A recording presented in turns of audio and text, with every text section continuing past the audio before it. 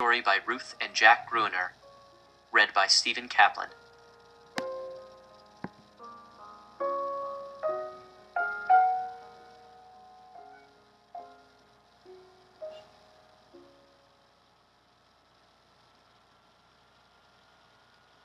For Jack, who survived.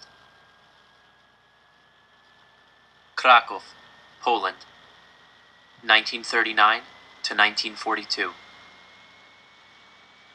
Chapter 1. If I had known what the next 6 years of my life were going to be like, I would have eaten more.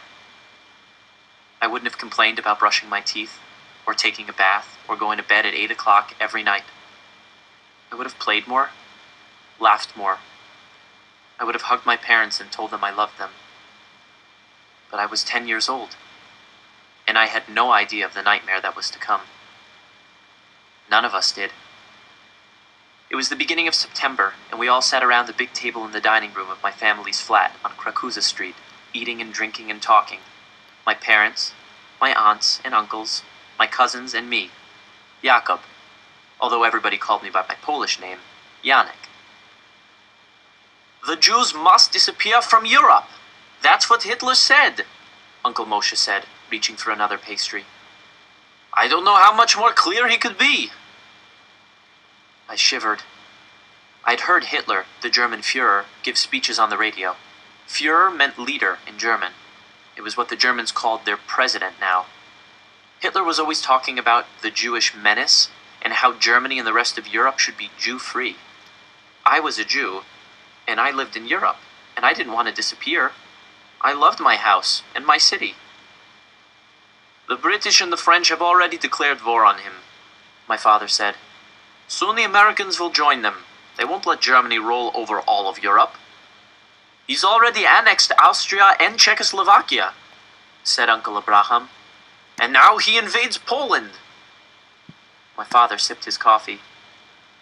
"Mark my words," wooden plates with lenses for magnifying glasses in front of it. I could show pictures on the wall or do shadow puppet shows. My cousins helped me hang a white sheet in the doorway of the sitting room, and when everyone was seated, I plugged in the projector and clicked on the radio. I like to have musical accompaniment, like a movie soundtrack. When the radio warmed up, I found a Count Basie song that was perfect and started my show. Using cardboard cutouts of cowboys, Indians, stagecoaches, and horses I'd glued to sticks, I projected a shadow show about a sheriff in the American Wild West who had to protect his town from bandits. John Wayne Westerns were my favorite films, and I took all the best parts from his movies and made them one big story. My family laughed and cheered and called out to the characters like they were real. They loved my shows, and I loved putting them on for them. I was never prouder than when I got my father to laugh. Maybe one day I would go to America and work in the movies. Aunt Gisela would often ruffle my wavy hair and say, "You look like a movie star, Janek, with your dark blonde hair and big eyes." I was just getting to the part where the bandit leader robbed the town bank and was squaring off for a shootout with the hero when the music on the radio stopped mid-song. At first, I thought the radio's vacuum tube had blown, but then a man's voice came on the radio. "Ladies and gentlemen, we interrupt this broadcast with the news that the German army has reached Kraków." "No," my father said. "So soon?"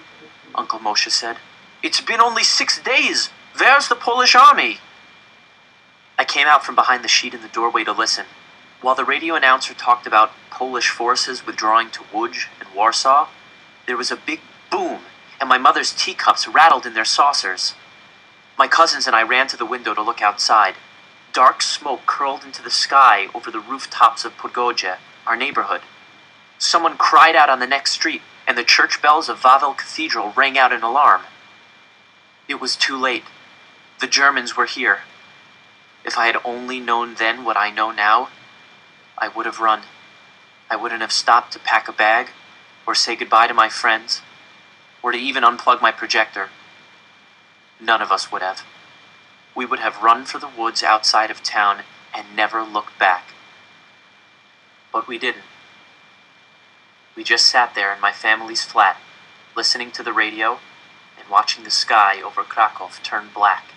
as the Germans came to kill us.